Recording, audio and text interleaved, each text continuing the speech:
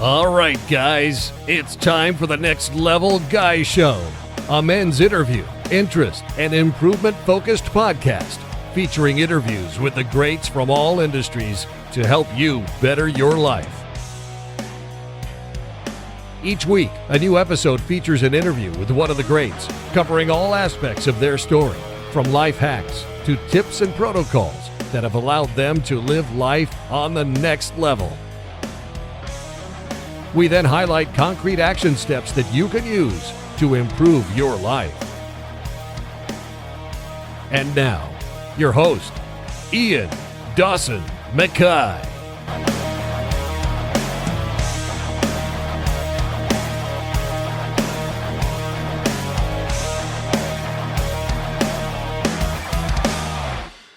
And today's guest is Enigma.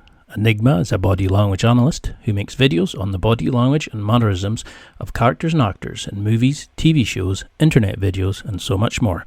Enigma teaches how body language can be learnt and used to make us better communicators and connectors with others. He's a qualified body language analyst with a CPD certified diploma in body language analysis and is endorsed by the Quality License Scheme. In this interview, we discuss what body language is and why it's a superpower if you can understand it, how body language leakage and micro-expressions can help you be better in all situations, from dates to poker to business meetings, and so much more. This one is awesome, and you'll want to get a notepad and pen to take notes because the gems come frequent and fast in this one. And now, let's get to the interview. I love Enigma. Where did that come from? I've always been fascinated in mystery, and originally my channel was about deduction and Sherlock Holmes, but I kind of wanted to move off from that and feature more on mysteries because I'm just fascinated in UFOs, ghosts, paranormal, and then also like human psychology and things like that. So I thought Enigma is the perfect word because it means difficult to understand. Perfect word to describe what we're doing on the channel. So that's where it came from. Love it. So, for those who maybe don't recognise the brand yet, but I mean, I can't understand why because it's a brilliant channel. Could you give somebody a quick introduction? Like, say you had to give them a pitch between elevator floors or something like that. How would you sum up what you do on your Enigma YouTube channel?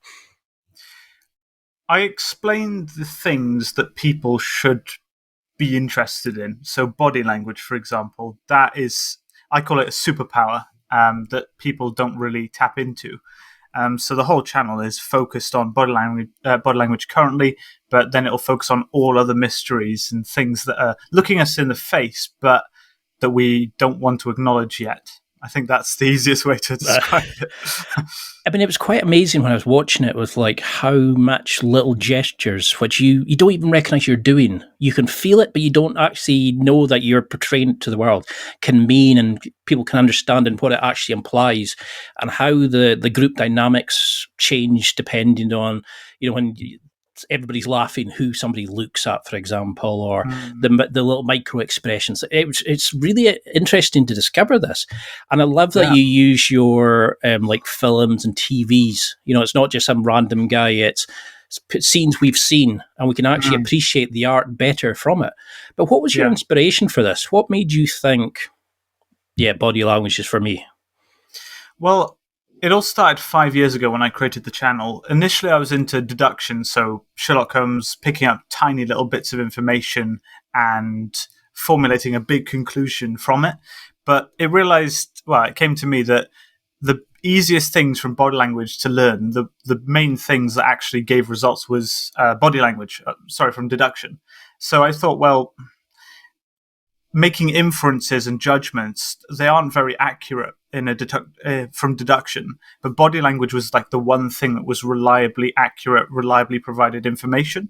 So I wanted to dive deeper into that and the psychology behind it than just stay with deduction, and it's become something amazing. And I've reacted to film scenes because I wanted to make it relatable to everyone, because everyone's seen Joker, everyone's seen Marvel films. So to actually show people that it's not just in a certain circumstance, it's actually in everything, in the famous movie scenes, you can pick up so much more just from looking at it from a body language point of view. And I think that's why it's worked well, is because people get to watch their favorite movie scenes, but with an extra level of depth and appreciation for the acting as well. because that was something that really came across in your videos was, you kept mentioning about the quality of the acting.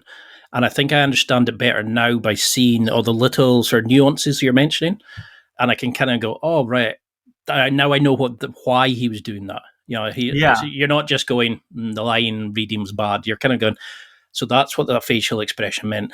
And it really made me kind of watch TV shows in a different light. And I really liked that about your show. But why would you, for somebody listening who's thinking, oh, body language is quite interesting, why would we be interested in body language? What is the purpose, or what's the level up that you get from understanding body language?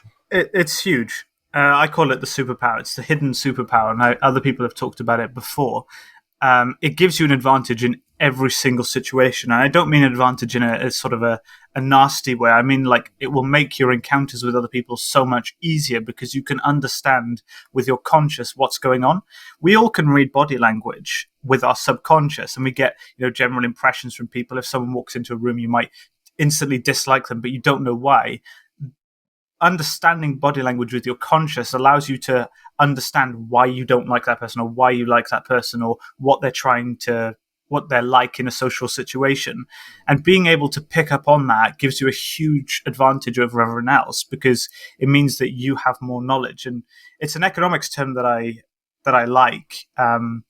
And it's called asymmetric information. And it basically means, in economics, say there's a garage sale or a car boot sale, and someone's selling a vase for £100. It's a nice looking vase, but because you've researched antiques, that it's actually worth £50,000. To them, if you buy it, it's good for them, because they're like, oh, we've got rid of this old antique for £100. We thought it was worth nothing. So to them, they're happy. And to you, you're happy because you've just made £50,000. It's like that with body language. It allows you to see situations and take advantage of them that other people just are completely oblivious to. And I think the biggest application of it is in the dating world, trying to give a good impression to a girl or stuff like that. That's where most people are interested in it. I've got a whole section on that. I used to do a bit of pickup, and it was indicators of interest, and what was it? It used to be if their feet were angled this way, it meant this and this. And it took it out of, it made you stop becoming real. In that kind of situation.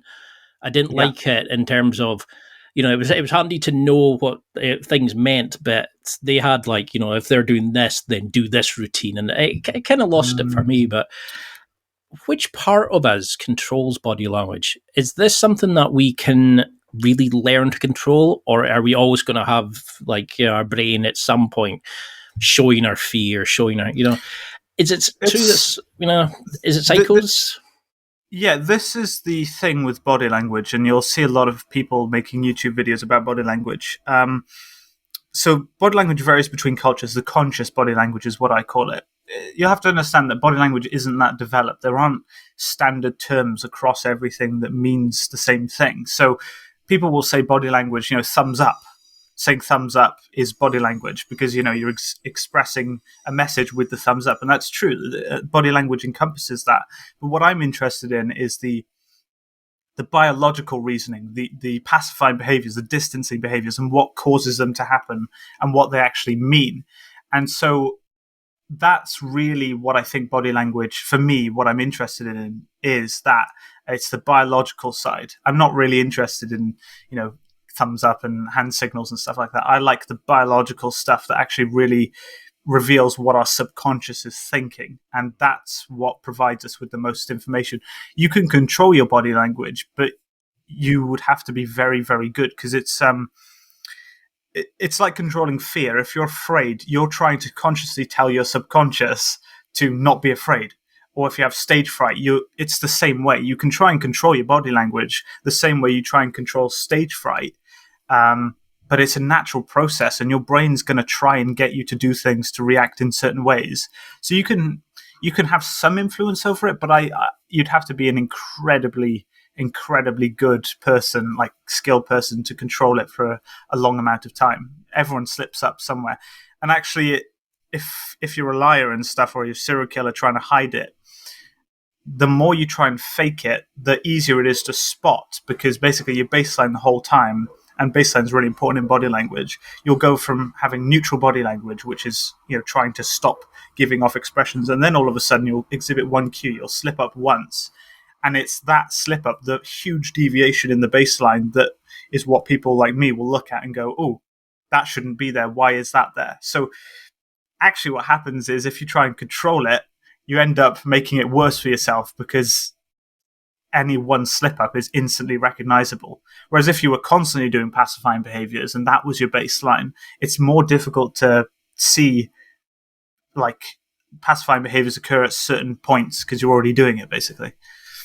So how do you learn this? I mean, so say if somebody was saying, yeah, okay, that's maybe just his opinion, or, some of these other channels, how do you actually learn it? I mean, there is obviously you've got a qualification in this, but how do you start to learn this? How would you advise somebody listening to go about that? Is there training we can do, or is it just a kind of trust your gut and how you interact with people, do you think?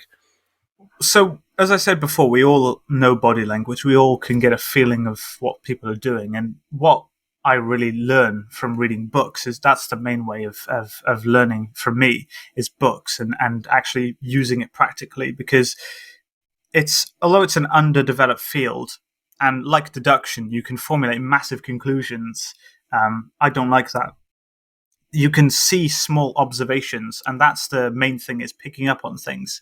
If someone does a distancing behavior, that is a distancing behavior because that's what it is, and books will tell you and explain why they're doing the distancing behavior. So it's easy to identify these nonverbal cues, but then what I'm not a big fan of, and people who have just gotten into body language, is interpreting what those cues mean. So you'll have internet articles that will say, oh, if they look up and left, it means they're lying. If they look up and right, they're telling the truth. That's nonsense. It'll vary based on person to person. But what we can, the scientific, which is, again, what I'm so interested in, the pacifying behaviors, the reactions to stress, that is factual. That is something that we can quantify, we can test. So it's like, that's what I'd say. Get into that. Read the Dictionary of Body Language. It's a brilliant book. Read the book, What Everybody is Saying. That gives you a brilliant understanding. And then go out and pick up those observations. Don't make conclusions, but just go, okay, that was a distancing behavior. That was a pacifying behavior. He's distancing with his feet. He wants to leave the conversation, and then see if he actually leaves the conversation based on his foot positioning. These are all things that you can just sit and watch and understand. And once you've got that understanding, you can then try and learn more and try and test and try and say, well, he's probably lying because he's doing these behaviors. It's kind of, it's a bit like chemistry. You've got chemicals reacting in a certain way. It's the same with body language. You'll see people react and you'll make assumptions based on that, but it might not always be universal. And that's where I think there's a grey area, and that's why a lot of people say body language is nonsense. But I disagree. I mean, the course that I did, that course was pretty much just definitions. It was defining things. It didn't say, this means that they're a liar. It said nothing like that. It was purely listing the cues and what they were defined as, proxemics. It was really, really useful, actually, to learn. That's why the Dictionary of Body Language is so important. Read that, because it will tell you what all these are, and you can categorize them. So that's how I learned, anyway. And I mean, that was, I suppose there's a lot of myths around body language, and one of them was always said like 95% of your communication is through your body language. It's non-verbal. It's not so much what you say, it's how you're saying it. I mean, are there myths like that? I mean, that was what I was always told. If your eyes went up and to the left, it was activating this part of the brain and that part of the brain. But that's the way I looked at it, was like, and that's what I got from your channel, was all of that is just such a myth. There's not, this doesn't exist. It's not like I can read every single person by. How do we establish a baseline? How do we know what's normal and what's not for somebody? Well, that's why it's not maths, it's chemistry. That's the biggest example I can give. Maths, 1+1=2. That's it. There's no arguing about that. Whereas chemistry, you have different reactions, you have different things happening, and you might not always get the same results. You have to do hundreds of tests with reactions to see and get an official result written down. And even then, it's up for debate, and people can argue about it, bicker about it, and formulate conclusions and theories. That's what body language is like. People who say that looking up and left means this, that's not always applicable. It might do, but then you have to quantify that with data and statistics. But that is, to use that as a judgment, to use that in everyday life is nonsense. And these are where the myths arise. You mentioned 90%. They say around 70 to 80% is in the nonverbal communication.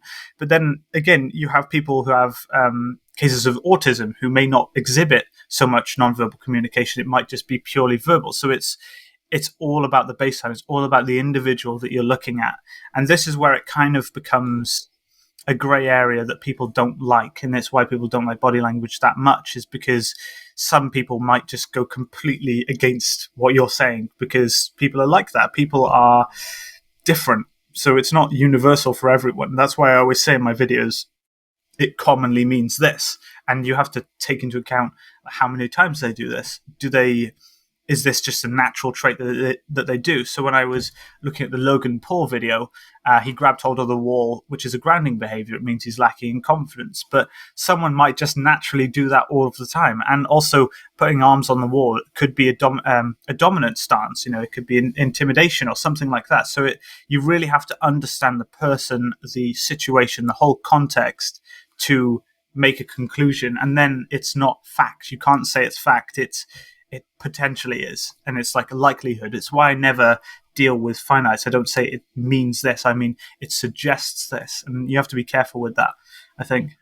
Because that's definitely something I got sort of annoyed at, was when you read other articles, people were saying, nope, that's what it means. It's 100% this. And, it's like you've mentioned, is I've got friends who have, they're on different spectrums, for example, like autism and stuff. And you can see that what is normal or what is normally accepted isn't always what somebody with those kind of conditions will do. Yeah. And it doesn't always mean it. It's, I was really interested in the art of micro expressions, for example. Everybody always assumes folded arms, or, if my legs are crossed and my foot's away from you, it means I'm not interested in what you're saying, or something like that. Can you go into a little bit about micro expressions and how they are used in body language, and what should we look out for? So micro expressions tend to occur when we don't really want to give away body language. So people who, well, we all know what a micro expression is. It's a short expression, a leakage. That's what it's commonly known as, of body language that we don't want out there. So most people who want to try and hide their body language, it becomes a micro expression because they do it and then they instantly stop doing it. So you'll find with serial killers and stuff like that, they'll do stuff very, very quickly and then they'll stop it. And that really provides a very, very good insight into the psyche of the person, because I can't remember the example of what I was looking at, but someone smiled briefly in one of the videos that I analysed. I can't remember which one it was, but they stopped it straight away. So that shows that they were actually quite pleased with the situation. And then given the context of the situation, you can bring that into account of why were they smiling, why were they happy with the situation. If it was a situation where they were maybe harming someone, you can see that they took pleasure in harming someone, and that's where micro expressions are really useful. I wouldn't give them as much credit as people tend to with micro expressions, because firstly they're rare compared to other things, and they are kind of wishy-washy. It's very difficult because they happen for such a short amount of time. It might, and they tend to happen with the mouth. It's very difficult to formulate a conclusion from that. The best cues that I look at are the feet, because we all have to stand up. When we're standing up, we all have to have our feet in a certain position. And the feet are the most reliable sources of body language, in my opinion. It's staggering, actually, how easy it is to read people's feet. I can go into the details of foot positioning if you want. Yeah, that'd be fantastic. Because that's something, we're always in business meetings or we're in dates or things like that. is there things we can do that we can quickly look at and identify without just sitting staring like we've got a foot fetish? Yeah. So I noticed this when I was in college, people's feet positioning. Before lunch, everyone was gathered around in their circles of people. There were like hundreds of people there talking with each other. And you could look at the feet and I used to just sit and watch. It looked a bit strange, but you'd see who was in the situation, who was the most popular, because what tends to happen is your feet are like a V position. So they point forward, and it tends to be, if you drew a line pointing from the ends of the feet, that tends to be where their focus is. Now, obviously, you're not going to have people standing with their feet sideways, because that's, you couldn't stand like that. But it tends to be that where your feet are positioned, what they're pointing towards signifies what they're interested in. So if someone comes into a group of people, so say you've got 3 people standing in front and their feet are narrowly pointing towards the 3 of them, and an extra person comes, and within, say, a minute or two, they don't adjust their feet positioning to encompass that extra person, that would suggest, and notice I say suggest, that that person isn't that interesting to them. Whereas if you have, say, your best friend comes into the group, you notice that their feet instantly adjust to put them pointing towards that person. It's mainly so that they can turn their torso and talk to them, but it's a good indicator of whether they do that. I mean, it takes me back to the Sherlock story where it was the dog. I can't remember which one it was, but it was the fact that the dog didn't bark when the killer came in. That gave away who the killer was, because it was someone the dog knew. Now, it's what didn't happen. So if their feet didn't adjust to the new person, that's a suggestion, and then you can make conclusions from that. So that's where body language, it requires sort of a keen mind to make conclusions and formulate theories as to why didn't he adjust his feet when that person came in, or why did he adjust his feet, and how that plays into the context of the situation. The interesting one is actually when the people's feet are pointing away. So what you'll have is, if someone's been in a conversation for a long amount of time and they're not really interested and they kind of just want to go, and in the Loki video, I'm not sure if you watched it, but I showed the perfect example of this. Their feet will point where they want to travel. So you'll notice people will be standing with their left foot pointing forwards to whoever they're talking to, but their right foot will be spread quite far away, pointing outwards. And you think, well, why are their feet like this? That's such an odd position to have if you're in the group. But what that means is that they want to travel in that direction. It's as simple as that. And I've been in conversations with people, business meetings and things like that, and I notice the feet positioning, and I know they're going to leave in a second. And then they make it instantly, when I think that, they instantly leave the situation and walk off in that direction. So you can test these things, and it's surprisingly accurate. Because that's what you used to always see was articles on BuzzFeed about Jedi mind tricks, and it's, look at somebody's feet and this is exactly what it means if they're facing that way or that way. And some of them would work on a regular basis, but do you go back to the baseline? Would you need to watch what was happening previous to that, or can you really kind of gauge after a few minutes in a group dynamic like that? So the feet positioning, I say, are the easiest because they're so simple to understand. There's only so much body language you can do with your feet, because they have to be standing still, because that's how you stand. Otherwise, you'd fall over. So they have to be positioned, and there are only a certain number of positions they can be. So what it does is it allows you to it increases the accuracy of your observations, because there's fewer variables, there's fewer positions the feet can be in. So you can, and again, you can't say definitively, but if someone's in a group conversation and no one adjusts their feet to point towards that person, to sort of encompass that person in their feet positioning, you can tell roughly that that person's not that interesting in the group, so they're not, they don't want to engage with that person.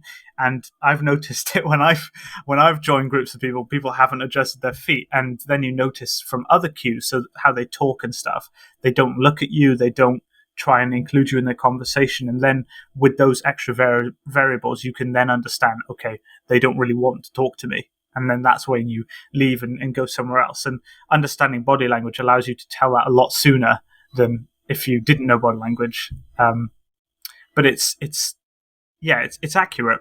It's more accurate with the feet, I think.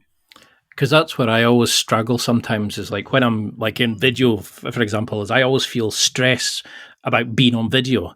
And sometimes I feel like there's a standing joke in my family that when I concentrate, my eyebrows come together and I look like a serial killer. And I don't always feel like I'm being natural. Like I feel like my hands are always kind of together because I don't want them to show that I'm agitated or annoyed, and I sometimes think I've got this face on that looks like I'm not interested. And I think this is the thing that's put me off about doing video is it's what I look like. And I'm worried of looking weak, or I'm worried about looking disinterested, or Yeah, what I would you? think that's because there's a lack of, because you're not actually there physically with a person. There's a lack of communication. You can't see my full body. I can't see your full body, so I don't know what you're thinking, and you don't know what I'm thinking, and that can give you anxiety over that. It's why we pace around the room when we're on a phone call with someone, is because we are talking to them, but we have no body language feedback. So we get a bit stressed and anxious because we're like, hang on a sec, I can't see what this person's doing. Do they like me? Do they not like me? What are they thinking? And consciously, you may not be thinking about this, but your subconscious is telling you, okay, you need to walk around, you need to get rid of some of the stress. And that's why we pace often up and down. It's to reduce anxiety. I'd say it's a pacifying behavior. But yeah, it is really interesting. And I think poker players are a key example of this. They're all about. Yeah, I don't actually play poker. Surprisingly, everyone says I should because I'd be good at it. Apparently, I would have thought you'd be cleaning up. But everyone asks, "Well, I play poker, so what should I do to not give anything away?" And I always tell them, the main thing is to conceal your body language. If you're sitting like this, you will always give something off. I don't know how long a game of poker goes on, an hour, 2 hours, 4 hours, whatever.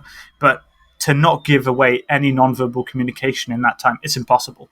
You just can't. You will always do something, even if you actively think about not doing it. You will always give something away. It's just how it is. So I always say to them that you want to conceal your mouth. You want to make sure your hands aren't doing anything. So I can actually show you the best position for poker if anyone plays poker who's watching this. But the first thing to do is get your hands out of action, because your hands basically give away so much information with what they do, whether they fidget or move or anything like that. So you want to interlock your fingers. And what that does is it stops your hands from doing other things. You want to put your thumbs together. And then what you want to do is lean in. So what that means is, when you're in a situation, your body language, your proxemics, so the distance between you and the person, changes. So say, I don't know, someone deals you get a good hand. You see the good hand, you instantly lean in. People could take that as you're interested, you're leaning forward, you're putting yourself closer to the stressor because you're confident because you've got a good hand in cards. So that people will glean that information. So the best thing to do is just always be leaning in. Don't give them any information. So what they say is to put your elbows on the table, close your interlock your fingers, put your thumbs together, and put your hand on your chin, and then use your hands to cover your mouth, so you're not giving anything away, and then just stare down. That's the best position for poker, because what it does is it stops your hands from fidgeting. It stops your mouth, if you do any micro expressions, from doing anything. It means that you're always leaning in, so you're not leaning out in, which could give away information as to how good your hand is and things like that. And it basically just stops you from giving away information. That's the only way you can really conceal your body language. But then again, people will know that you're trying to conceal your body language. So it doesn't work if you're a serial killer, because they'll be suspecting you then.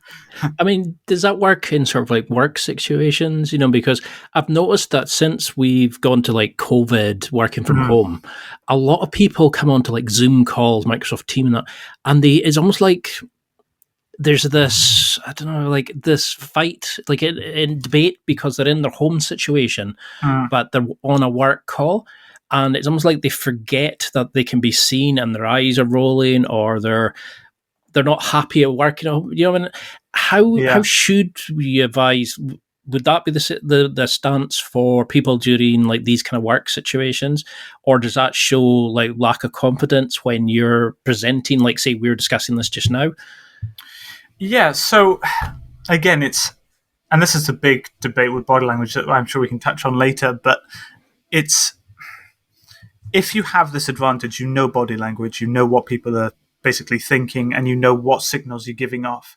That means that you have the responsibility to control that.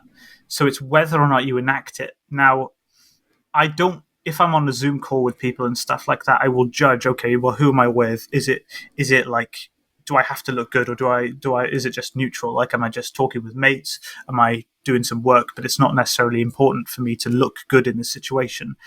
You take that into context. Now, if you're in a job interview, say, for example, over Zoom, you don't want to be doing what I told you, because that just looks wrong. You're hiding your body language. People will think that's a bit strange. Why is he doing that?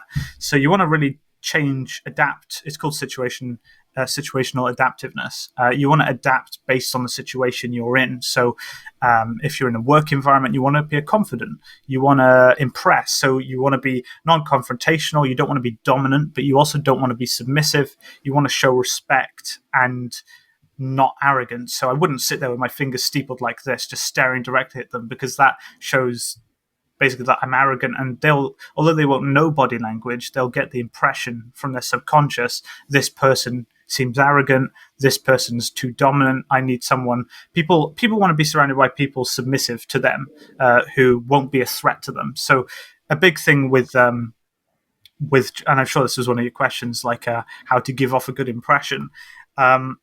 When you're in a work environment or on Zoom or something, and you're being interviewed for a job, say, you want to be non-confrontational. You don't want to be aggressive. You want to look interested. You want to seem submissive to the person you're talking to, but you also want to seem slightly confident.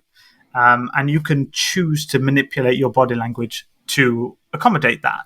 And I've done that numerous times in different situations. And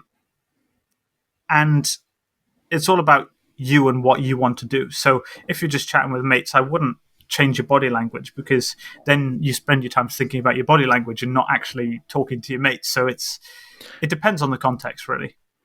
Because that is definitely something I've done, is when I go into interviews, I've kind of got like a structure of how I want to sit and what I do with my hands and how I want to address it. Like I want to make sure I'm looking at the different interviewers the same amount of time and making eye contact, but not too much. And there is some standard things. But so I can give you the data on, because they did a study. I can't remember what the study was, but the data, everyone's like, oh, how much eye contact should I make? There's actually stats to show you how much you should make.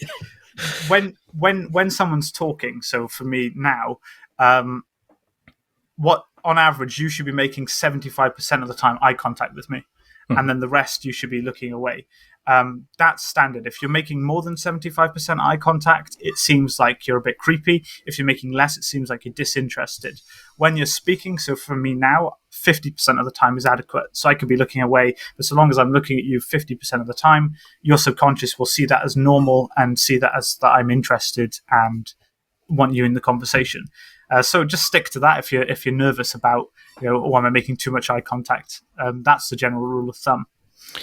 And do you think this is? I mean, you mentioned it as reading body language has been like a superpower, and the amazing things we can pick off. And I watched one of your videos where there was the Joker, and he was confessing to have killing the guys on the underground, and the crowd were booing, and you were on about how he had a micro expression of a smile towards the Barry the presenter, because he still wanted to like him, and he was proud of what he'd done, and you actually could pinpoint the moment from the acting of when he decided to kill him by the betrayal. Yeah. And it was this amazing thing, and I started watching other scenes and picking up such amazing things.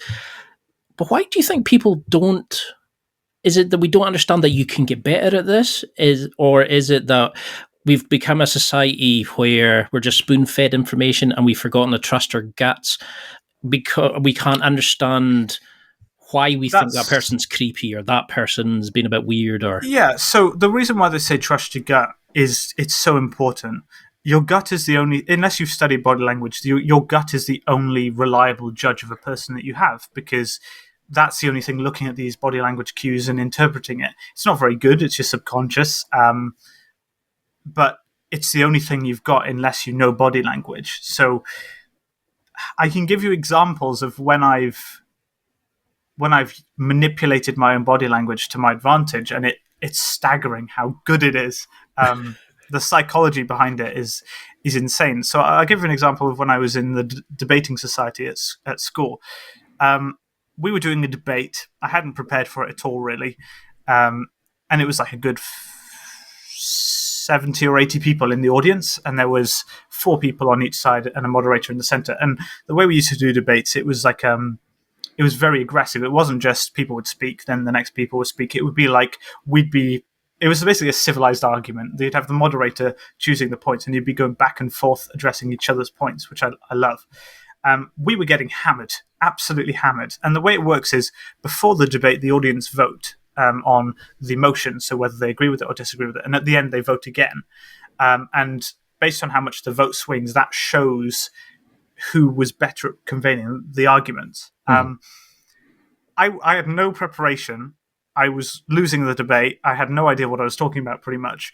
But I knew body language. So I sat there with my fingers steepled like this, leaning in, and I made eye contact with the audience and then briefly looked at the people I was competing with. And I kept looking at the audience, kept nodding my head, kept smiling, but my fingers were steepled. And that's a sign of strong confidence, and also leaning in is.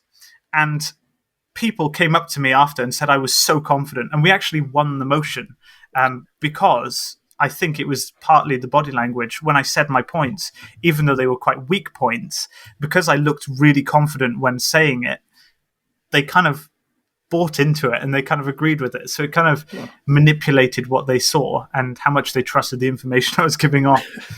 I mean, is that then would be a good tip, do you think, for people giving like work presentations, is to adopt these kind of positions of power? Or it depends. It depends on context, because if you're not competing with anyone and you're just giving points in an interview or a meeting that you're having, you don't want to come across as arrogant, because no one likes someone who's arrogant, but you want to come across as confident. So steepling of the fingers, you should do that, but don't do it for the entire time. Change your body language. Leaning in is a very, very good thing, because it shows you're interested. You're putting yourself closer to the stressor. So if there was a predator, you wouldn't go closer to it, because that means that you'd get damaged, you'd get injured, killed maybe. So if you're leaning in, it shows that you're willing to confront it. You're willing to fight it, and that shows confidence. It's a power move, basically. So, if you're in a meeting and someone disagrees with your point, lean in, steeple your fingers, and then try and talk to them and say, okay, well, what do you think? Whilst your fingers are steepled, whilst you're leaning in. And that will show to everyone else that you're willing to stand up for your ideas, you're willing to stand up for what you said, and that you're very confident in what you said. If you just lean back and just don't address it and look a bit shy, do some distancing behaviours, then people won't trust your opinions, really. That's the example I can give. Because on the flip side of that, you did a couple of videos recently on catching predators, and you were mentioning about how they were using self-soothing behaviours or distancing themselves through their eyes, or the actual physical distance they had, and the kind of reaction to even how the speaker's reaction to what they were saying, and how it changed them without the speaker truly being aware of it. What could you go into a little bit about self-soothing? Because I've noticed this far more since I've started watching your videos of little things people do, and it's amazing when you see it. But how would you explain a self-soothing or a distancing behaviour if you had to sort of sum it up? Because your videos are you identify even the smallest ones, and it blows me away now that I see them. Could you explain a little bit about that, please? So I'll have to explain firstly what body language is. Now, I know we know what it is, but why do we give off body language? Surely it would be better not to give anything away so that no one knows what we're thinking. But we're pack animals at the end of the day. That's what we are.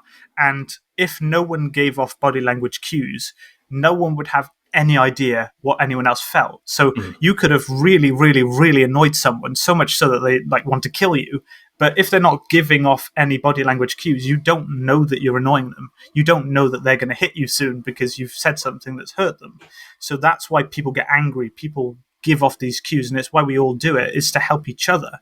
It's to let everyone else know what we're thinking, what we're feeling, and don't say this because it's offensive. Don't do that because it makes me angry and I might hurt you because of it. So that's why we do it. Now, what pacifying behaviours are and self-soothing pacifying behaviours are a way. It's all in the limbic system. So what that is the part of the brain that regulates stress. So when we experience a stressor or a potential stressor, so someone or something, a question maybe, did you murder someone? And if you did murder someone, your limbic system will be flooding your body with just stress. So what you need to do is control that. So pacifying behaviors are ways to control that. So you'll notice if you're angry or there's a loud bang and you get startled, you'll feel the need to scratch everywhere. You'll feel actual tingling. So what that is your limbic system trying to calm you down. You have to scratch that to get rid of it, to calm yourself down, to help you in a situation. People do that when they're nervous. It shows an increase in anxiety. They have to bring these levels down. There's no reason why we need to do it other than to give off signals to other people for the reason what I said, we're pack animals. But we can use these observations to see what causes the reaction. So, and that's why baseline is so important. If you have a serial killer who is always calm, cool, collected, just sitting there confident, and then all of a sudden you ask them, did you kill this person? And all of a sudden they do pacifying behaviors. It shows that they have an increase in anxiety. And that increase in anxiety is what you basically use to make your conclusions. Why did they have a sudden increase in anxiety when you ask them that question? Now, it could be that it's just a question that would, if you were asked, are you a killer? You'd be a bit anxious, wouldn't you, if a police officer asked you that? Yes, so that's when it's context. You have to understand it because you have to understand when people get nervous, when people don't. And if someone's always nervous, you can't then use a pacifying behavior as an example or a reliable source of information because they've always been doing them. So that's why you have to see the baseline. It's like a line. And then if there's a huge deviation, that's when you look at it and go, why did that happen? What were they asked at that point? Who did they encounter at that point? And then you can use that to make your conclusion. So these predators, they've been, there was the one I did, the first predator video that I did. And when they confront him about his username that he was using to basically talk to underage girls, he instantly does a distancing behavior and then he folds his arms. He tries to pacify himself. The fact that he instantly did that when that name was said shows that he has a link to that name. Because if say someone said a random name that he'd never heard before, why would he be anxious? Because it's got nothing to do with him. So that's where it's important to understand.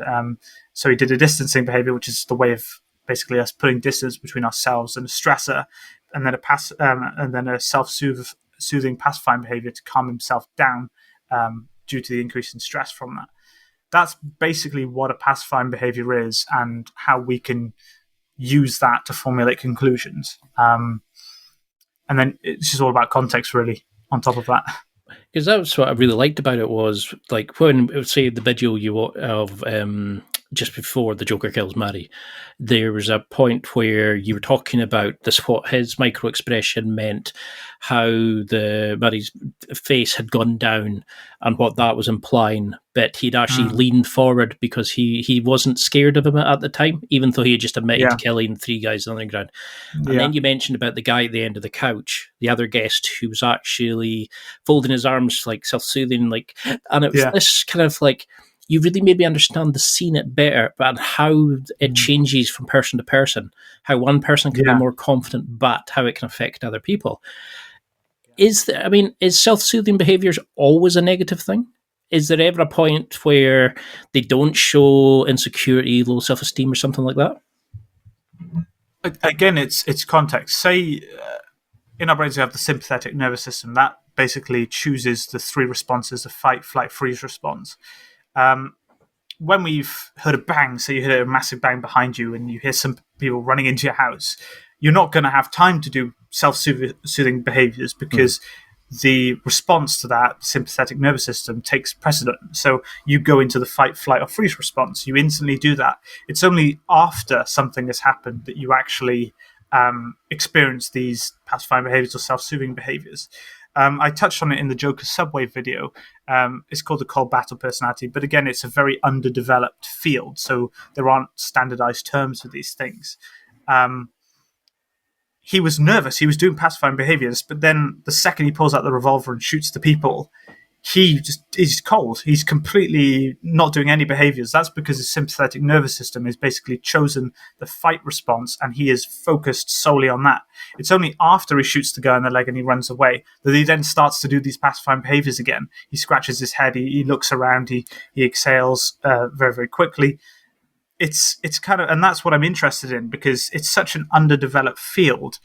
Is why he didn't exhibit those behaviors and what causes him to start exhibiting them after he's encountered the stressor. That's what fascinates me, but it shows that it's not always, they don't have to happen then and there. There are situations where it will be a delayed reaction, basically. Because that was something I really liked from your videos, was I started noticing every interaction, there's some sort of power dynamic, there's some sort of give or take or release of stress or emotion. And it was like, I remember watching how people were shaking my hand, like at work, and the distance they came in, how they held it, how they shook it, the pressure and what it meant, or where their feet went. And you got to a point where you were almost forgetting to listen to what the person was saying because you were looking at how they were interacting. Yeah. It's been said, I don't know if this is a cheesy phrase or not, but the eyes are the window to the soul. Would you agree with that? Are the eyes a good indicator, do you think? I would say they're decent, but not as good as people say, really. Eyes really show distancing behaviors, but all an eye is a ball. So it's about the positioning of that, whether it's up, down, or maintaining strong eye contact. I mean, the only things you can really get are looking to the ground, which is a sign of either submission, guilt, remorse. Looking up, which is a sign of recollection, or distancing behavior, so looking away. Those are and obviously the amount of eye contact. Those are only really what you can get from the eyes. Hands give a lot of information. People's distance gives a lot of information, but I wouldn't. It's one of the big ones, but it's not the biggest, I'd say, in terms of information. It's time for a quick break. There are millions of potential products to buy, so how do you know which ones are worth your hard-earned money? Simple. You go to nextlevelguy.com/affiliates and explore those that will transform and improve your life. You'll find deals, listener exclusives, and special offers with some great companies. Recommendations are 100% honest and only on items Ian has tried or believes in. The companies showcased will make you a better man in all areas of your life. Simply go to nextlevelguy.com/affiliates and level up. So how would we, how can we make sure that we're always got like sort of open, warm, friendly communication? Is there a kind of, because you see these different things where, if you show your the sole of your foot in Thailand, for example, it's offensive. If you make certain gestures with your hand, I think it's like what we would say rock and roll gesture. In some societies, it's offensive. Yeah. Is there kind of like a universal language, body language, do you think? Or does it really depend context, culture, gender, those sorts of things? So this is actually an interesting thing that I wanted to talk about, is the sort of the socialization. Now, in psychology, which I've studied as well, there's the sort of biological reasons and then the cultural reasons. So biological would be, the limbic system exhibiting pacifying behaviors, but then the cultural will be what we've learned. So perfect example of this, I had a former Marine who was a neighbor of mine, and I had a conversation with him, and I noticed instantly his body language was totally different to what I'd ever encountered before. We all have personal space. He was right on the edge of the personal space. He maintained direct eye contact with me. His posture was strong, upright. That's because he was taught that in the military. He was taught basically to do this. And that's become so ingrained in his head that was his common body language. That's how he presents himself to everyone. And that's something he's learned. So it's obviously our culture can, or our environment can impact how we exhibit our body language. But then again, also that people do exhibit pacifying behaviors. So there is a universal biological element to that. And I think it's really interesting to see how our environment, how our upbringing can influence our body language. I think it's it's maybe 50-50. I'm not sure. I'd have to look up the data on that and do tests, but we all have limbic systems, we all have sympathetic nervous systems, and they do their jobs. They might do their jobs more or less. You might have more pacifying behaviors than average or less than average, because that's what, IQ varies so much. IQ is kind of natural, but it can be influenced as well by upbringing. If you do loads of crosswords, loads of puzzles and things like that, you can increase your IQ by a couple of points, but you're still going to be roughly where you were born, where your biology determined you to be. So, yeah, I think part of it's biological, part of it's social, I'd say.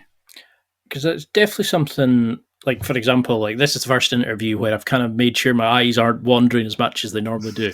Because I always keep my question prompts to the other, like, half of the screen. And I didn't want to be seen to be kind of like, and it's, you start becoming aware of like the little ticks, the flicks of the pen you do, and like what that portrays to other people.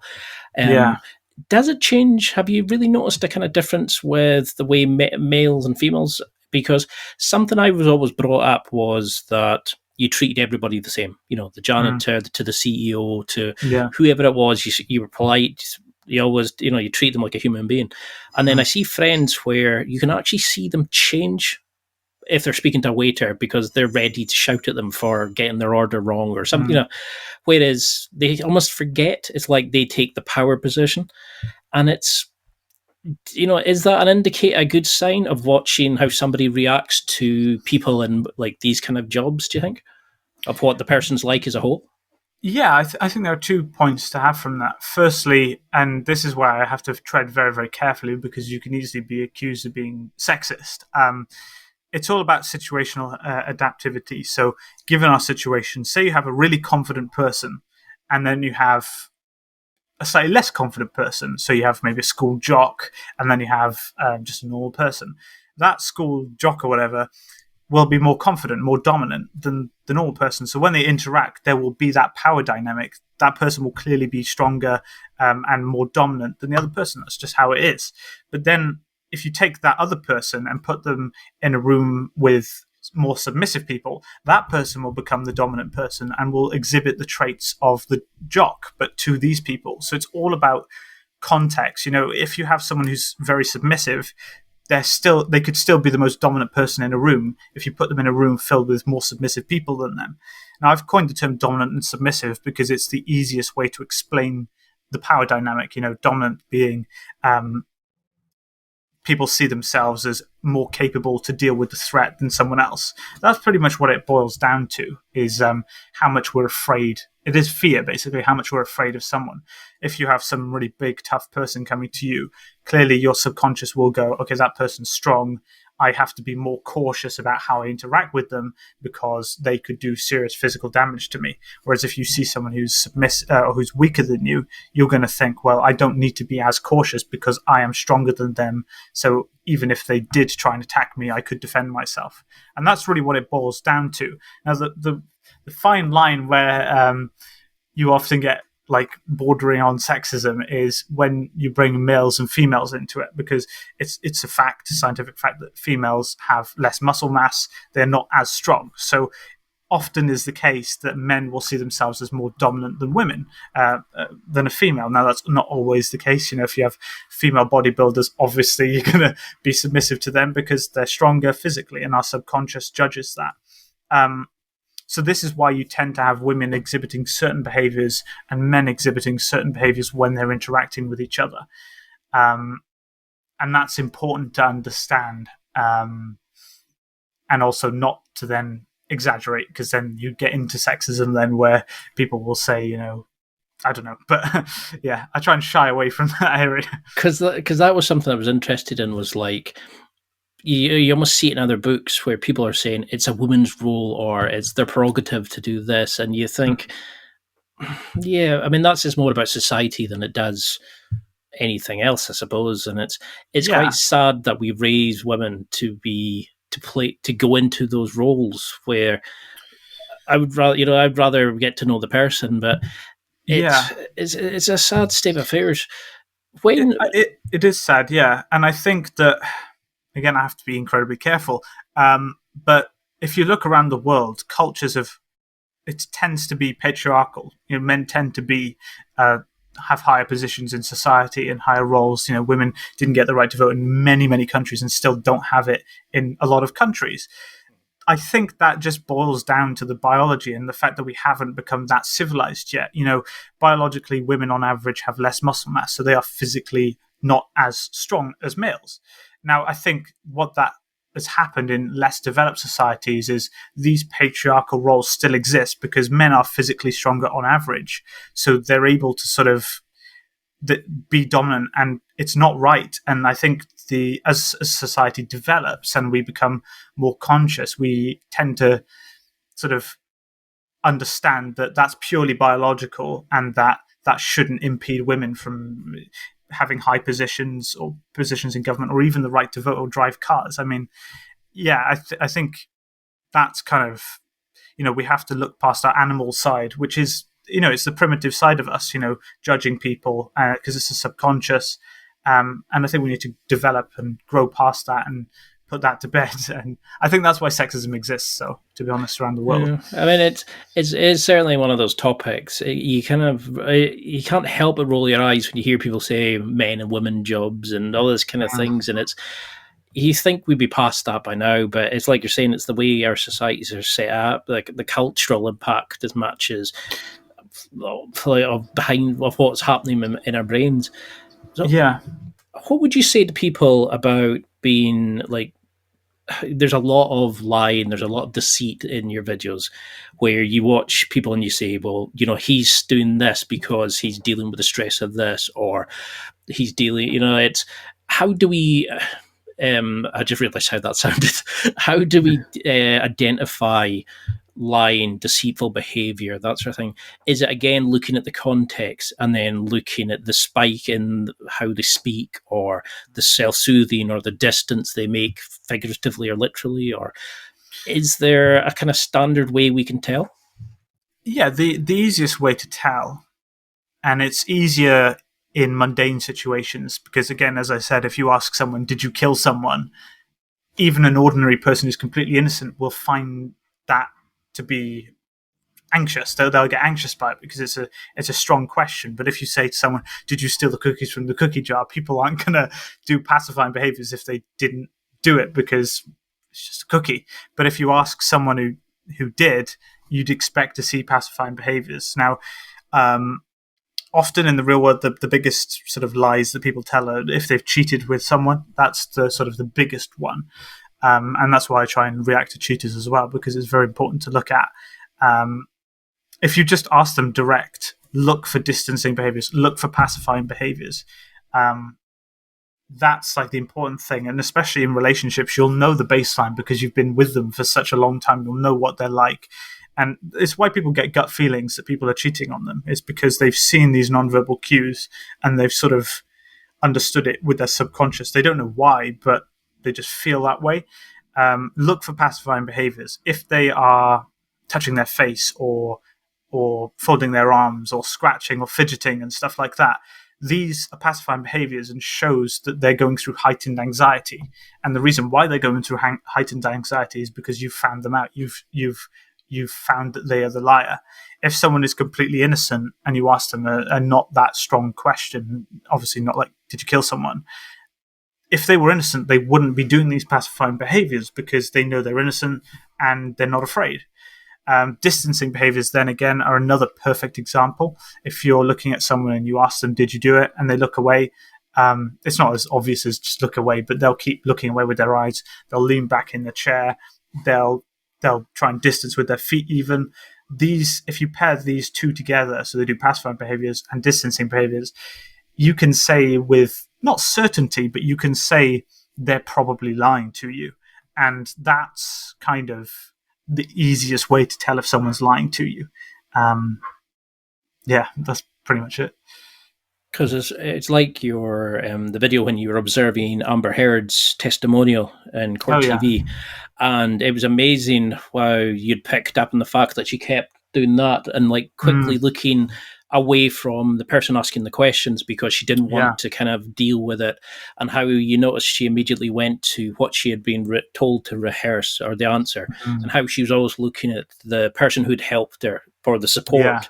And that, I mean, when I was listening to it, I was thinking, it sounds off. And then I watched, like when I seen it on TV, and then when I watched your video, it kind of went, right. And then you notice the how you look at people. Like my mom could read me like a book. Like, and I used to, like, she would just go, yeah, right. And it's like you're saying, it's the relationship and the relationship of the group dynamics and stuff like that. Yeah. What are you looking for in terms of like dating? Because I mean, I know everybody's thinking body language, dating, pickup. Is this sort of thing? You hear people say a girl plays with her hair, she's interested. It's not really. That could be just a little, like a habit she's got. Is there such a thing as indicators of interest, as pickup used to call it? Is there things that we can look at for attraction or? Yeah, and I think this is the misconception with pacifying behaviours and emotional stress in the limbic system is emotional stress can be positive as well. So, and this is important.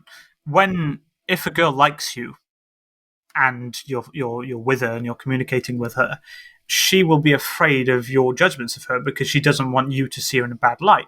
So you'll compliment her or something like that. She will exhibit pacifying behaviors. So touching of the hair. Now that might be a habit, and that's why you have to understand the baseline. But touching of the hair, touching of the chest, scratching, fidgeting, these are pacifying behaviors, and these can be used to tell if someone likes you. If you compliment someone and then she does a pacifying behavior, that is a good sign that what you've said has caused her some stress. She's nervous about it because she values your opinion. That's kind of why we do these things when we're anxious. And it's the same with men as well. Men do this when in a relationship because there's something at stake. When you're communicating with a woman and she likes you, she's very, very nervous about what she gives off because she doesn't want to ruin the chances to be in a relationship with you because that's what's causing her stress. She's stressed about that. So if she does these pacifying behaviors, it shows that she values what you think. If she wasn't interested in you at all, she doesn't care what you think of her. So why would she get nervous when you start talking about her or asking her questions? Unless obviously you're being creepy and threatening. But that's why the context is important. But if you're talking to someone and you compliment them and they are clearly like smile and things like that, but then they do pacifying behaviors, that's a very good sign that they like you because they value your opinion. They're afraid of what you think of them in a good way. They're nervous about what your judgments of them because they don't want to look bad to you. That's why it's kind of, those are the easiest ways to sort of pick up on someone who's interested in you, and eye contact as well. Because that's definitely something that a lot of people sort of struggle with. It's we are told that if they do this, it means this, and you start thinking, oh, they're not doing that, or maybe they're just needing to go to the toilet or something like that. That's maybe stressing them about it. I think that's my big quarrel with these articles and some body language videos online is that they'll tell you the dumbed down version, but the dumbed down version doesn't. It's like that thing. I don't know the quote. It's like, what? Give a man a fish and you'll feed him for a day, but teach him how to fish and he'll be fed for a lifetime. That's the thing. If you tell them this one cue means that they like you, you're giving them a fish. You're giving them one thing, but then in a different context, that might not be true. They might not get fed. Whereas if you teach them pacifying behaviors and the whole background behind it, and you teach them to be able to read the judgments themselves, then all of a sudden you've taught them how to fish. They now can understand situations and infinitely get information from whatever situation they're in. I think that's why I don't like these articles. They don't explain why it happens, just purely this means this, and it doesn't work like in different contexts. Because there's a video that you have, I'm trying to think the character. It's when the Joker kills, I think his mom has just died and two people come over. Oh, Randall, yeah. It's a Randall, I couldn't remember his name there. And, you're discussing the fake laugh he does and how his eyes don't portray the truth. Yeah. The pacifying behavior he does and the lead up to him killing him. Could you go into a little bit about that? what are sort of warning signs of aggression? What are like fake laughs, of deceit, or I mean, is there a way to? Or is it Yeah. just trust your gut the way it makes you feel, like the hair stands up in the back of your neck? Always trust your gut first, and then if you know about body language, then use that. So the biggest sign of aggression is clenched fists. People who are really aggressive will clench their fists by their side, and if you've been in an argument with someone and you see them do that, that shows that they've got to a level where they're preparing to defend themselves, they're preparing to attack you. So that's kind of like an extreme example. Fake laughs, fake smiles are easy to identify. I did a video on Logan Paul, and I find all these YouTubers fake because I'm a body language analyst. You can just see instantly, okay, that's fake. All of this is put on as a show. Smiling with the eyes is important. Basically, we can smile, but genuine pleasure includes wrinkles around your eyes. It's not actually your eyes, but it's around your eyes. That's a sign that they're genuinely going through these emotions. The whole face contorts, it all shows the expression. And you can actually see when someone's smiling, even without the mouth. But and this is the easy test you can do if you're watching a video. Pause it when they're smiling, cover their mouth. Can you see that they're smiling without their mouth? If no, then it shows that they're actually forcing it, because it's the conscious trying to imitate the subconscious, and it doesn't understand it really. When you're going through genuine emotions, you express genuine emotions, but when you're trying to fake it and you're not an actor, you're not trained in how to do it, you do it, it looks off. You don't do it accurately. And I think that's it's easy to spot once you know how. Because it's definitely something like I've noticed more. It's the smile doesn't meet the eyes. You see it in cashiers, you see it in people in customer care a lot more. It's the kind of, here we go, and then they put on this kind of mask, and it's like, and I can understand why you're not in those situations, but it also makes it, you pick up as a customer sometimes in people who just don't want to be there. And it's when I've done a lot of customer care jobs, and I definitely want to throttle quite a few of them. Yeah. But, I mean, I love the way that you do your videos. Could you on a little bit about how you run your channel, like how you would do a video? Because you've done so many amazing TV shows and movies, and it really makes you appreciate these more. But how do you start taking apart a video and kind of breaking it down and understanding it and portraying it?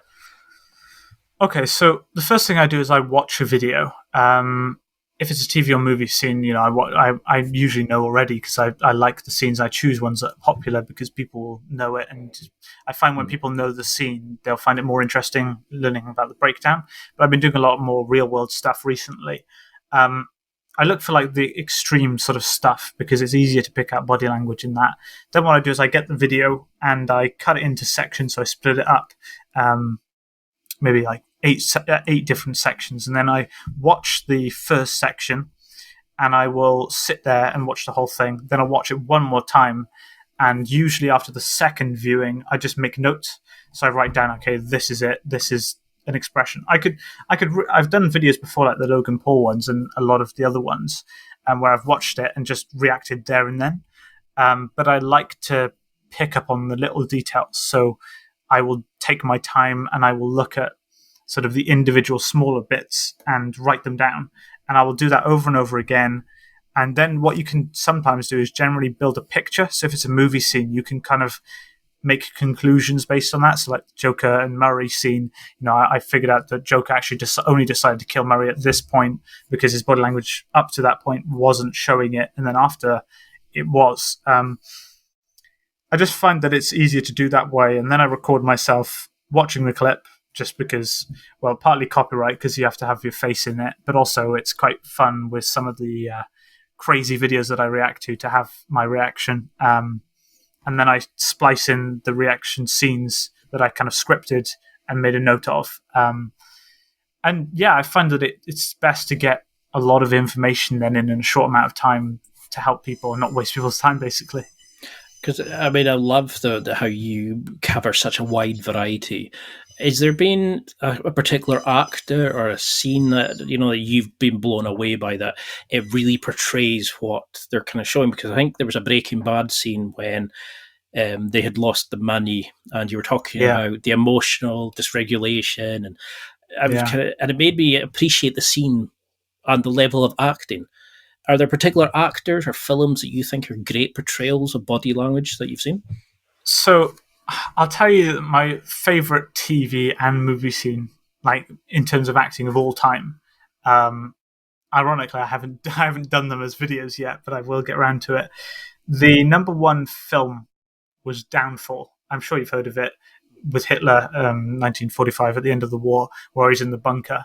The acting of pretty much everyone there was so good, like so detailed. And even though it's in German, you can just see what everyone's doing. You can see that they're stressed. You can see that they're nervous about arguing with Hitler, the big evil dictator, and there's so much at stake there, and the actors do it such a good job of portraying, someone who's trying to argue against Hitler, but then knows that he's the brutal dictator and doesn't want to infringe, but then has to stand up for himself, his plan, and tries to argue. The acting is so detailed there. It blows me away. It does. Is that the one when I'm thinking of the scene? I think you've seen it probably in plenty variations, where he's been told about the Red Army are marching, and he's crumbling, and Yeah, he takes the that's glasses that's the off, scene. and the emotion in that, and you can pick up in all the kind of the group dynamics and the stress, and it's the little looks to Yeah, each other, and it is yeah. epic. It's that there's so much there. That is probably my greatest film scene ever in terms of acting. This is so good. So Like does just that does it in a way does it become a negative because you can understand what it should look like? Does it spoil films and TV shows sometimes when you see wooden portrayals of it? yeah, and I think this is part of what I was going to say, that body language is a great skill, but it's also a curse. Being able to read this body language and watching films and stuff, when you see bad actors, it kind of ruins it, because you're like, you shouldn't really be doing that, or you should be doing more of this. So there is that element to it, but it's in real life that it's the worst, but then it's also kind of good. So, like, if you're talking with friends or people, you can tell when they don't like you. And it's kind of like, it's not nice to know, but then that's not really body language telling you that that's the situation. So, yeah, it's kind of stressful. And also, it's not nice to actively choose to manipulate your own body language to help other people, or to you know I was involved with politics for a bit, and the situations there are so competitive. I'm sure it's like that in work environments as well, where they have people who are nice and really friendly to you, but actually they don't care about you. They're purely doing it. And I've been in business settings where everyone's happy and smiling to each other, and not one of them cares at all about anyone. You can just see it. You can just see from their body language, they're all doing it to look cool and confident, but actually it's just fake. All of it's fake. And yeah, it's kind of difficult. It's why I hate situations like that. I've been in business situations, and I'm just like, if everyone just said what they thought, they'd be much easier than everyone Yeah. just being so fake with each other. But I suppose that goes back to like the setup. It's like you have a boss that tells you what to do. You're the underling. You're not allowed to speak back, and I suppose it comes to like cultural norms and things like that. Because I've got friends who come from Asian families, and they're completely different when you see them with their parents to compare to how they Yeah. are with their friends, because they've got to portray they are a certain kind, and it's. I don't know. I just wouldn't like that thing of having to pretend to be somebody that I'm not. Do you think that's why Yeah. your channel has become so popular? That you're showing people, you're giving people these snippets, you're taking popular like entertainment scenes, and you're showcasing the true meaning behind everything of why we like it. You're giving us our behind the scenes into it. Yeah, I think that part of why the channel is doing quite well is that people see their favorite TV shows or favorite movies being broken down and explained, and then in that they not only get an insight into the scene and the characters, but also learn actually that they can pick up on this themselves. It's again, it's a hidden superpower. It's, to me, body language is the single most beneficial thing you can ever study, ever, because it's how you interact with everyone. All it is communications. How do you communicate better with people? How do you read people and change and adapt to it? And I can give you another example of when it's been insanely useful. Is I was at a meeting with someone. I'm not going to go into like too specifics, but the Home Secretary of the entire country, the UK, was at that meeting, and everyone was so competitive. It was like a business environment, so everyone was like fake to each other. People were confident, arrogant, bragging and stuff. And the Secretary of State walked into the room, and so I just went. I actively made the decision. I was at the other side of the room. I walked straight across the room, made eye contact, shook his hand, and had a short conversation with him. And I did the proper handshake. Looked super confident, and the rest of the night, everyone there was coming up to me, talking to me, trying to impress me because they thought I was someone important because I'd given off that body language to them. I'd been so confident, so friendly with the guy who's so important. Everyone thought subconsciously, okay, this person must be important. It's again, caveman times pack animals. You have the group alpha, and then you have someone who's able to go up to the group alpha and hold a conversation and be jokey and stuff like that. Everyone wants to befriend the guy who did that because obviously they're in with the person who's in charge. They're friends with the person in charge, so they want to get in on their good terms because they've got mates that are the most powerful people.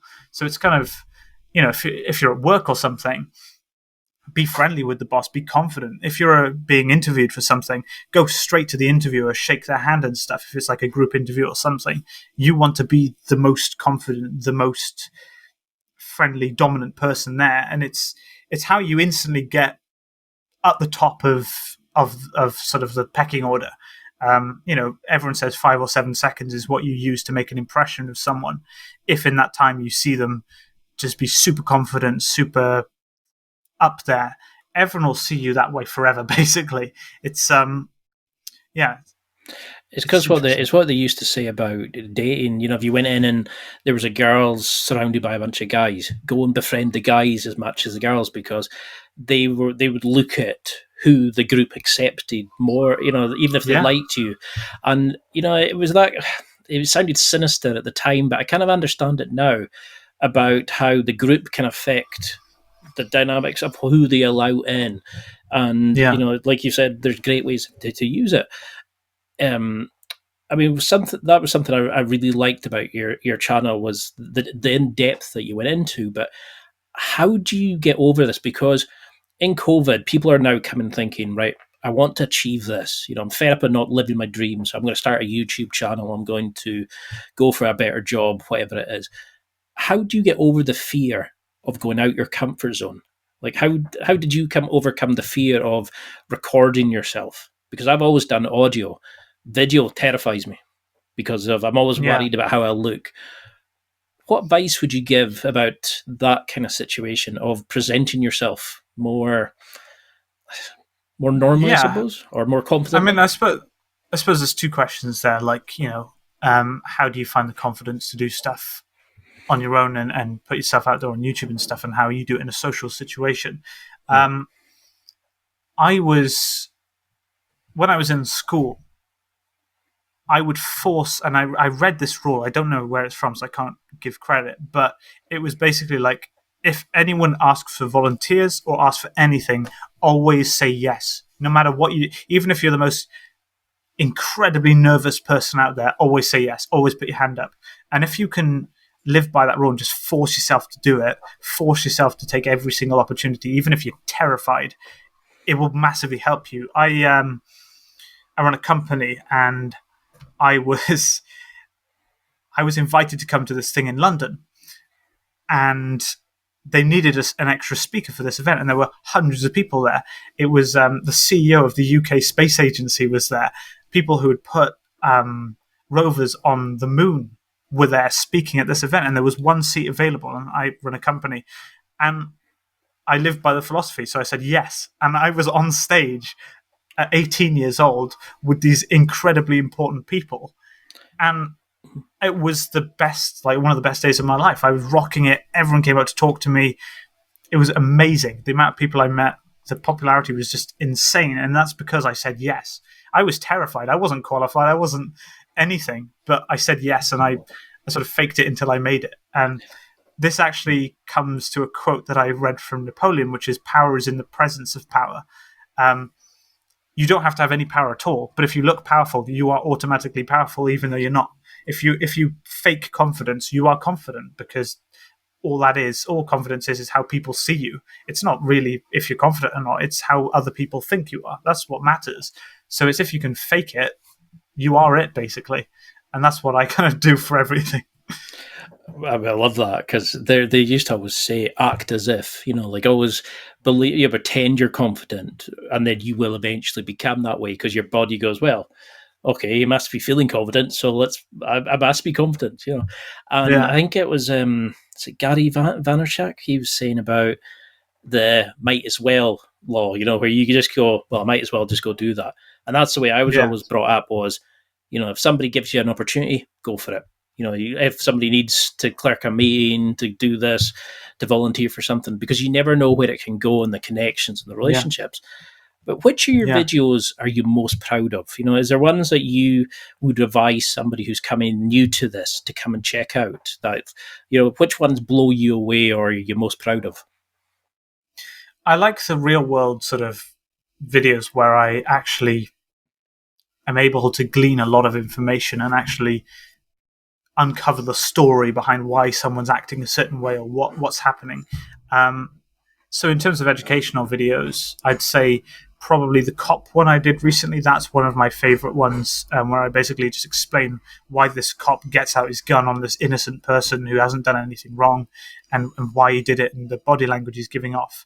I like it when there's a complete explanation as to why he did it, what behaviors he did. And it was a classic example, again, with one of the predator hunting videos that I did, exposing predators. The first one I ever did, that's another one I'm really proud of, because I just felt like I nailed it. Everything was just textbook example of pacifying behaviors, distancing behaviors, and it was just perfectly presented by the guy, and I think I picked up on it quite well. I also like the crime case that I did, but that wasn't body language related, because that took a lot of work. I did a lot of research into that. So yeah, I think those videos are probably my favorite ones that I've ever done. The film ones are good. I like the film ones, obviously, but I like it when it's just, there's so much information and you pick up on it and you can just effectively say, this person is doing this, this, this, and this for these reasons. And there's no concern about being wrong, really. Most of my videos, I'm like, it could be, couldn't, and I'll say it as a thing. But those ones, I was like, I'm pretty sure this is what it is. So yeah, that's it, basically. So how do you think running the channel has changed you? After seeing thousands of examples and, the minute detail you can break it down into, the feedback, the comments, etc., what do you think it's taught you about social interactions, and has it changed you in any way, do you think? So running the YouTube channel, yeah, it's kind of spooky.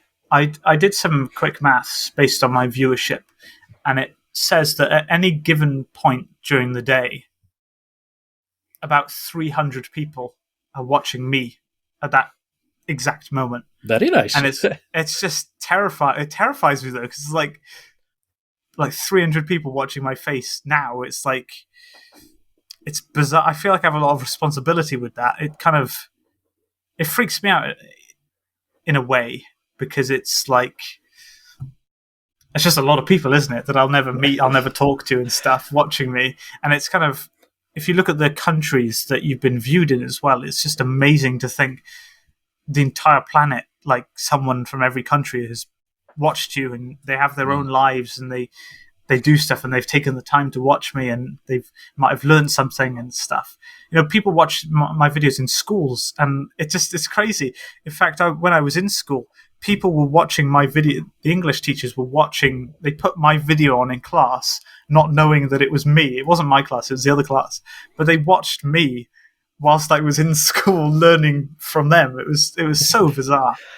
Because I definitely have sent your videos to people and said, look at this. This is what so and so did. And it's that moment of like, yeah, it's strange, because I've interviewed people where I can now email and chat to and have a blather with, who I would never, I always see as these like gods at this kind of level.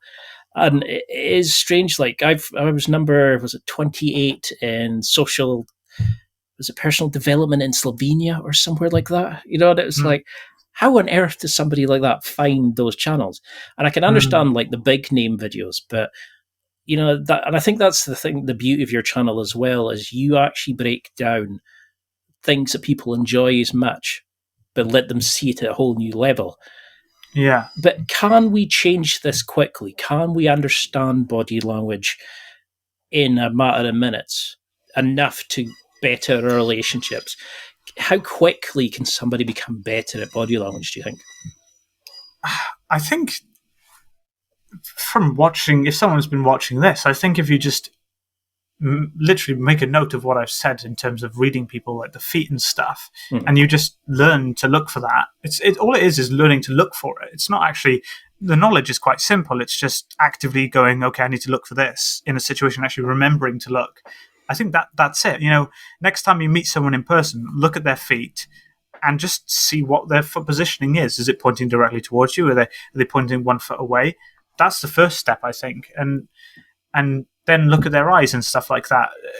Are they distancing, or how much eye contact are they making? Are they looking at you too much, too less? If there's a girl that you potentially have a crush on, talk to them, see what they do, compliment them, see how they react, and don't make any solid conclusions, but just think like, okay, it might mean this. And as you go on, then you'll be able to have a bigger knowledge base of like proxemics, um, and why people exhibit these behaviors, and that's sort of like a more deeper understanding. But you can tell a lot from just surface level understanding of body language, and it doesn't take long to learn.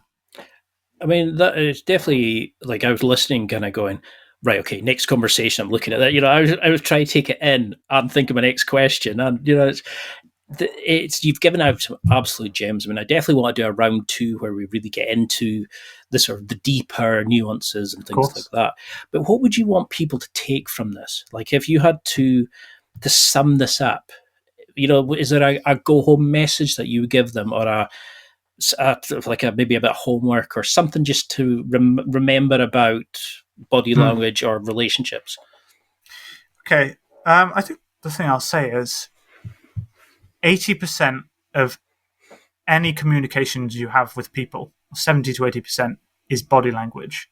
If you can master that, you have a huge advantage, an absolutely huge advantage in life, because you know how to help people. If someone, your partner or something, is feeling sad, you know what body language to do to help them. You know what body language to do to be confident in work. You know what body language to do if you're being interviewed, and you can significantly improve your chances of getting that job you want, or even getting the girlfriend that you want, if you do these body language cues, if you know body language. So just take the time to learn body language. We spend so much time learning different languages, English, French, but if 70 to 80% is actually non-verbal communication, and it's universal, so it doesn't matter what language you speak, learn that. That's what you should be learning. And trust me, you won't regret it. It's a superpower. Because when you said that, I thought, why are people not spending more time learning this? And it's almost like people just don't seem to understand there is this hidden language. It's what these things mean, and it's just the small insight you've given in this will blow so many people away, because they will start seeing the micro expressions, the fake smiles, the way the eyes, the smile doesn't meet the eyes, or the way the feet actually highlight their deception of the distancing behavior. I mean, I like that one where the guy was like literally moving his head back, or like he was Mm, moving it, the way he played with his hair and what it meant. yeah, And there's some amazing videos, but until we can get around two, because I know we're way over our time limit, it's how fine. could people keep in touch with you? How can we follow, get in touch with you? I mean, speaking events, if I follow your social media, that sort of thing. Because you've started a new channel branding, and I also like to ask Yeah. why green, by the way. Well, actually, it's psychology. Green and red on YouTube stand out significantly more. And I'll tell you something interesting as well, is that I alternate my thumbnails. So I run one thumbnail for a day, then another, just to see what the click-through rate is. when I don't put the arrows, the big arrows and the circles around people's faces, my click-through rate halves. So, Okay. and that's the difference between a viral video and just a terribly performing video, the click-through rate. So that's kind of why we do it. And I know I get criticisms for it, clickbaity thumbnails, but you have to. It's YouTube. And yeah, it's fascinating. But red and green stand out the most on YouTube. So I'm starting to implement green into the branding, basically just to make the click-through rate increase. Because I think the videos, my average watch time is something like 7 minutes. It's nuts on YouTube. YouTube's like 2 or 3 minutes at best. But my click-through rate's quite low, so I need to get that click-through rate up, and then more people will be hooked onto the videos, I think. Because that's definitely something I noticed was, it's like 30,000 on this video, 100,000 on this. You have an amazing amount of views. People are coming because you're giving actual in-depth information, but you're giving valid, life-useful information. But you're not just coming out with 25 things to look out for on a cover. It's actually quality information that makes giving people examples they've seen and to understand it. But what's your social media handles? How can people follow along with the branding? So if you go onto my YouTube, all of my social media is there. So I have an Instagram, which is just Enigma YT. I have Twitter, which is, I think, Enigma YT or YTC. But they're all on my YouTube channel if you head over there. If you want to message me, I'm open to messages. I usually respond to lots. I've got a Discord as well that people ask questions on. But it's all on my YouTube channel if you head over there. And yeah, I'm free to answer questions pretty much all the time. And what do you want the evolution of your brand to be? What would you like? What's the next stage for the Enigma brand? Because you're going to go places. Thank you. I hope so. Well, I made the mistake of not making it about me, and I don't want to be arrogant at all there, but channels are about obviously what you do, but it's also about the person and the character. So I'm trying to make it more about me as a person. So I'm doing more light-hearted videos, funny videos that I can react to, and then also implement body language to that, because I want to make it broad. I want to make it general to everyone, not just me, so that even random people, anyone can watch my videos and find it entertaining, but also informative. And I think that's what, if the goal is to teach people body language, that's the way to do it, is to make it applicable to everyone. Films are applicable to people who like films and body language, but now it's open to everyone, I think, and that's really the aim of the channel.